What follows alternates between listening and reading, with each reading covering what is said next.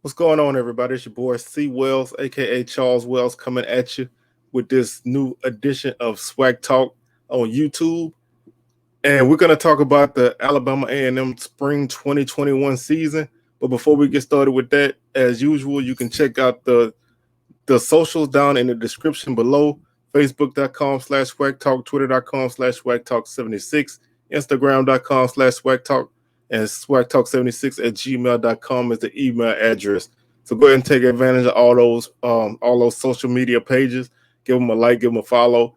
Also, Swag Talk Show is a podcast, as has already been stated.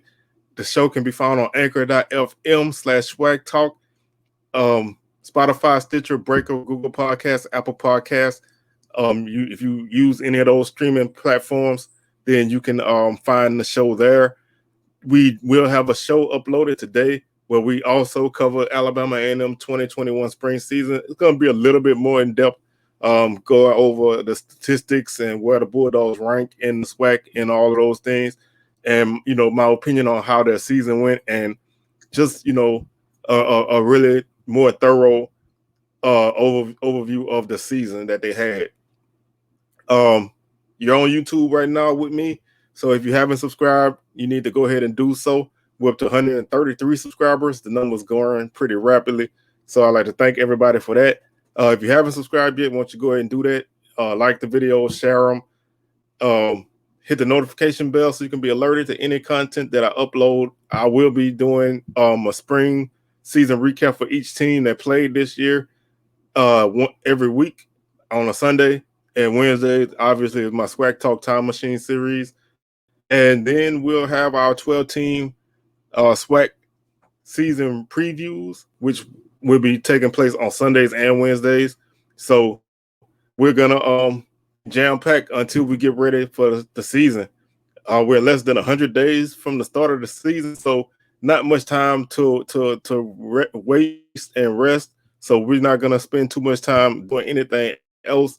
We'll be covering teams past and present for the next couple months until the season starts on August 29th. Spring season still got me confused. August 28th against Alcorn and North Carolina Central in the MEAC SWAC Challenge in Atlanta. That's the first game of the SWAC season. So let's talk about the Bulldogs and what they did this year. They had a season that obviously was up and down, lots of starts and stops. And this was a team that needed every ounce of discipline that they had. I thought they had a very good game plan for how they handled the COVID issues on their season, because, they were one of the few teams who didn't miss a game because of their own COVID issues. They had multiple games canceled or postponed like the week or so of the game. So for them to be able to start and stop, find out they're not playing this week, and then find out they're not playing the next week, and then find out they're not playing the week after that, and still be able to come out and play when you finally do have a chance to play, that's a mark of a good coaching staff and a good athletic department in terms of the COVID protocols and making sure that the guys stay disciplined. And that's also a mark of a good team with good team leadership to make sure that they can police each other when the coaches aren't around, and to enforce the messages that the coaches were putting out. And everybody bought in on that, and they stayed focused. So they actually started the season off with a canceled game. Alcorn opted out on February 27th, on the February 27th game, which would have been their first home game of the season. Alcorn opted out. The league granted them a 2-0 forfeit. March 6th, they were supposed to play Mississippi Valley, but Valley ended up with COVID issues, so that game was postponed. They were able to get a game against South Carolina State on March 6th, and they went to Orangeburg, South Carolina, and picked up a 31-7 victory. They played very good defense in that game, and they shut out South Carolina State down. Offensively, they looked sharp, but they had some bad moments. Glass did throw 3 interceptions in that game, but they still played well enough to win. March 20th, after a league mandated bye week on March 13th, because that was the SWAC tournament in basketball, so they wanted the teams to not play that weekend. March 20th, they were supposed to play Prairie View, but they found out that Prairie View had COVID issues, and they postponed that game. March 27th, the week of the game, they were supposed to play Grambling. They found out that Grambling had COVID issues, and that game was outright canceled. April 3rd, makeup game for Prairie View and A&M was postponed again because Prairie View still had COVID issues. So Alabama A&M didn't get to play a game again until April against Jackson State. Again, that was an ESPN broadcast. And that's a game to come back from almost a month off. You're playing against a team in Jackson State who was hungry. They were on a 2-game slide, and they were itching to get off of it. And this was a game that both teams really, went out offensively and put on a show. I thought both teams played well offensively. A&M looked really sharp. Glass accounted for 7 touchdowns on the day, 6 passing and 1 rushing. And he really made himself look very good. And I think that game is the game that kind of got the attention of more people outside of the SWAC. And they took notice of what he does. I've been saying since 2019 and parts of 2018, I thought Glass was, if at that time, if not the top quarterback, he was one of the top quarterbacks. Now he's hands down easily the best quarterback in the league. So he cemented that this spring season. April 17th, they went to Birmingham to take on Alabama State in the Magic City Classic. The game was a kind of back and forth affair in the first half. Bulldogs were able to pull away in the second half as Glass and his receivers got, and Alabama State could not get the stops necessary, and offensively they just didn't have it anymore. So that game gave them the East Division at 2-0. The next week, April 24th, they were supposed to play Valley, but that game got canceled. Pine Bluff game also got canceled against Texas Southern, so neither team playing in the championship played that week. They went to Jackson to play Arkansas Pine Bluff in the SWAC championship in a rematch of the 2006 SWAC championship, which was Alabama A&M's first and only at that time SWAC championship victory. And this was a very entertaining team. Alabama outscored them in the second half and got a 4-3 victory and wrapped up the SWAC championship and was named the HBCU national champs. And I think they finished top 15 in the nation in FCS. So all in all, a tremendously successful season for a team that didn't know week in, week out if they were going to play. Offensively, this team was a top team in the SWAC in passing. They led the league in passing offense and passing efficiency. They were 8th place in the SWAC in rushing offense. They had about 118 yards per game rushing. Didn't really run the ball that much. Defensively, I thought their defense took a huge step forward this year. They were kind of iffy against the pass at times because they had some young corners playing on the outside, but defensively against the run, they had a much better team than they did in 2019. So that helped them a lot. They had 28 tackles for loss on the season and 6 sacks as a defense.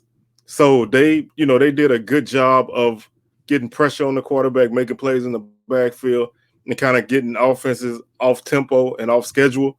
They were a middle of the pack team in third down conversions, but they just they played a very good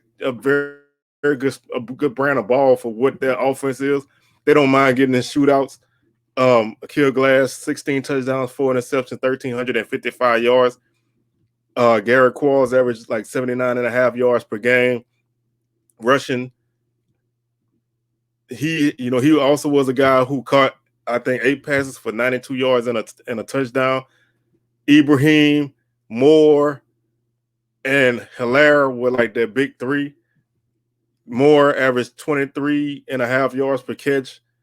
Ibrahim, 92 yards per game. Hilaire, 5 touchdowns on the season, 17 catches. Ibrahim, 18 catches.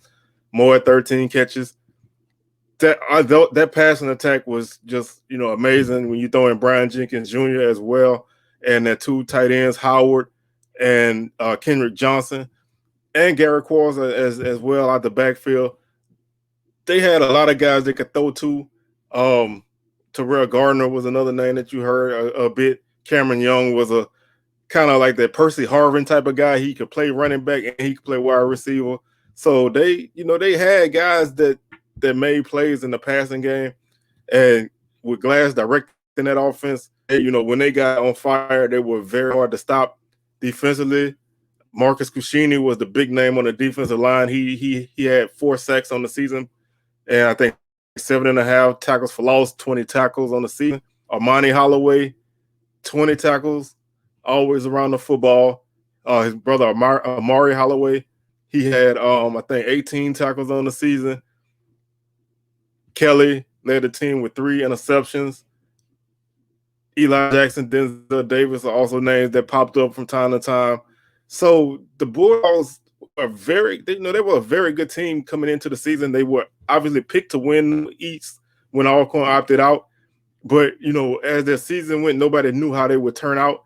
And I thought they represented themselves really well, and they earned a SWAC championship. Some people like to say that this season is an asterisk type of season, but I do not agree with that, because for what they had to go through week in and week out, not if you're going to play, getting ready to play, and having the game, canceled or postponed the week of the game.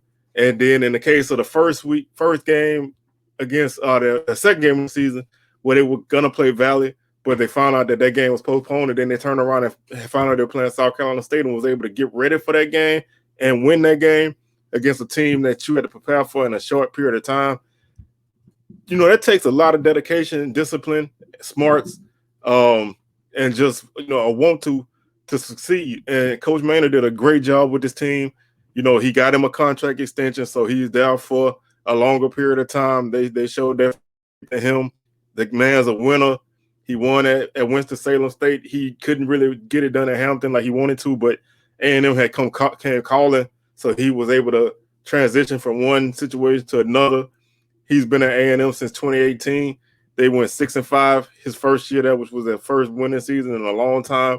They won 7 games in 2019, and this year they undefeated SWAC champs. So they're on the rise, and I don't think the end is here. They're gonna definitely be a player in the SWAC East this fall. I'm hesitant to say that they're the favorites just because of what Jackson's brewing over there and what FAMU is bringing in, Bethune-Cookman as well. But they're definitely in that mix. Right now, I think you could put those 3 names in a hat and pick one for your preseason East Division winner. But you also can't count on Bethune-Cookman and Alabama State. So the East, as I've been saying since I've seen it, is going to be a bloodbath.